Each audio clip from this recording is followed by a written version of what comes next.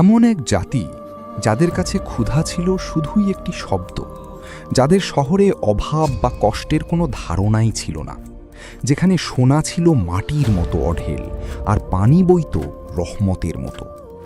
এবার ভাবুন, মাত্র একটি ছোট্ট ইঁদুর আর মারিবের বিশাল বাঁধ তাদের লেখা নিয়তির সাথে মিলিত হল।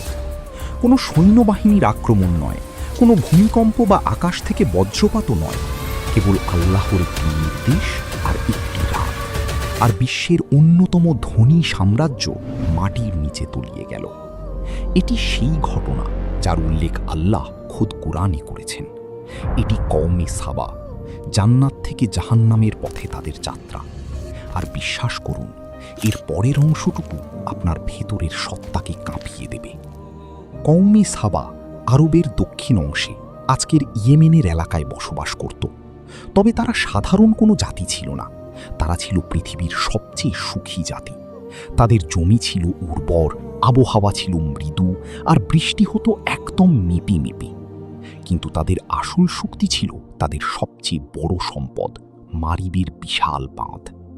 এই বাঁধটি এত বিশাল ছিল যে এর মাধ্যমে দুই পাশে বিস্তৃত বাগানে পানি সরবরাহ করা হতো।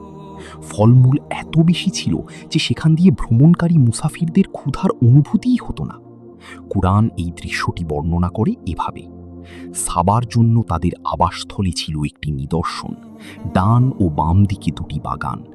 আর আল্লাহ নির্দেশ দিয়েছিলেন, তোমাদের রবের রিজিক খাও এবং তার শুকরিয়া আদায় করো। এই জাতির সবচেয়ে বিখ্যাত শাসক ছিলেন রানী বিলকিস। তাফসির ইবনে কাসিরের মতে বিলকিস ছিলেন একজন বিচক্ষণ, জ্ঞানী ও শক্তিশালী রানী। তার সিংহাসন ছিল বিশাল, শাসন ব্যবস্থা ছিল সুদৃঢ়, আর সাম্রাজ্যের খ্যাতি ছিল দূর দূরান্ত পর্যন্ত। এমনকি তার কথা আল্লাহর নবী হজরত সুলাইমান আলাইহিস সালামের কাছেও পৌঁছেছিল। হজরত সুলাইমান আলাইহিস সালাম, যাকে আল্লাহ এমন শক্তি দিয়েছিলেন যা অন্য কাউকে দেননি। জিনেরা তার আদেশে চলত, পাখিরা তার ভাষা বুঝত, আর বাতাস বইত তার ইশারায়। তিনি বিলকিসকে চিঠি পাঠালেন। কুরআন সেই চিঠির ভাষা উল্লেখ করেছে। এটি সুলাইমানের পক্ষ থেকে এবং এটি শুরু হচ্ছে আল্লাহর নামে। তিনি দাওয়াত দিলেন আল্লাহর সামনে সিজদায় নত হওয়ার।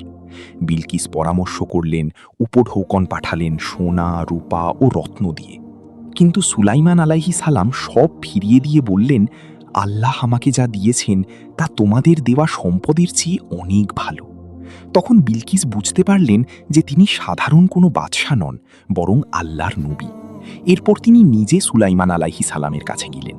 যখন তিনি কাচের প্রাসাদে প্রবেশ করলেন, তখন পানি ভেবে নিজের পোশাক তুলে নিলেন। তখন সত্য উন্মোচিত হল। সেই মুহূর্তে বিলকিস বললেন, হে আমার পালনকর্তা, আমি ভুল ছিলাম, এখন আমি আল্লাহর উপর ঈমান আনলাম।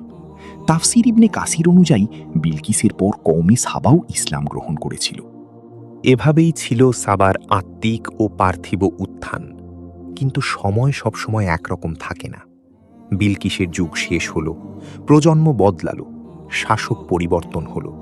সময়ের সাথে সাথে কৃতজ্ঞতার জায়গা নিল অহংকার। তারা বলতে শুরু করল, এই বাগান আমরা বানিয়েছি, এই বাঁধ আমরা তৈরি করেছি, এই সম্পদ আমাদের বুদ্ধির ফসল। আল্লাহর জিকির কমে গেল আর নিজের ক্ষমতার নেশা বেড়ে গেল। আল্লাহ তাদের সতর্ক করেছিলেন, নবী পাঠিয়েছেন, কিন্তু তারা উপহাস করেছে। নবীরা বলতেন, এই বাগান তোমাদের বুদ্ধির কামাল নয়, এটি রবের রহমত। যদি তোমরা শুকরিয়া ছেড়ে দাও তবে এই রহমত তোমাদের উপর বোঝা হয়ে দাঁড়াবে। কিন্তু কওমে সাবা হেসে উড়িয়ে দিত। তারা বলতো, তোমরা আমাদের ভয় দেখাচ্ছ? দেখো, আমাদের মারিবের বাঁধ পাহাড়ের মতো মজবুত।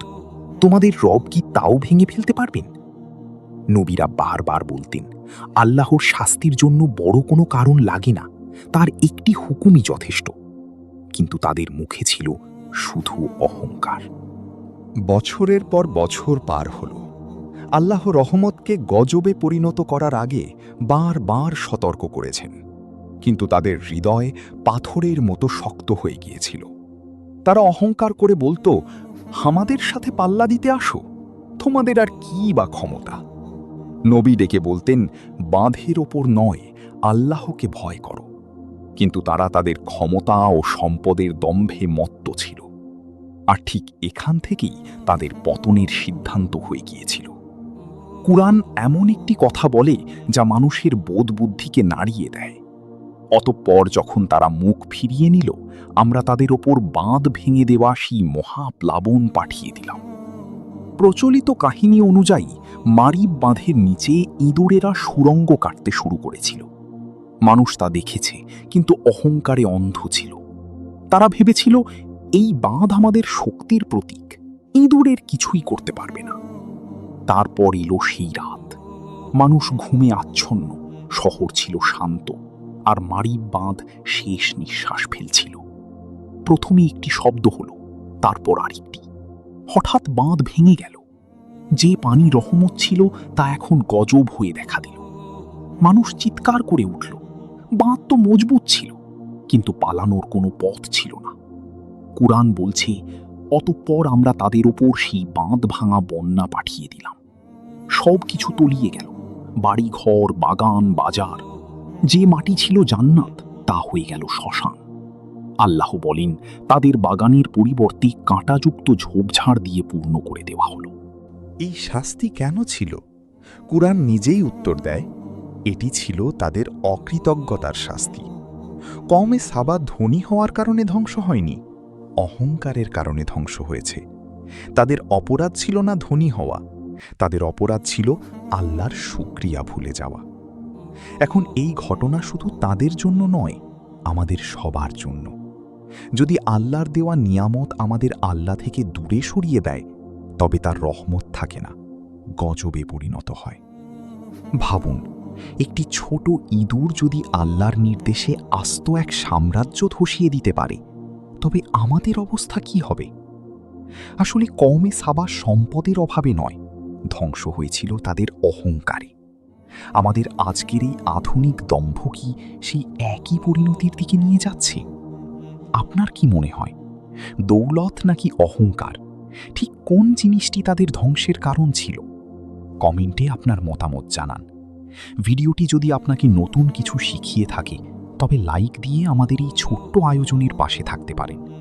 ইতিহাসের এমন সব অজানা গল্প নিয়মিত পেতে চ্যানেলটি সাবস্ক্রাইব করে রাখুন। আল্লাহ হাফেজ।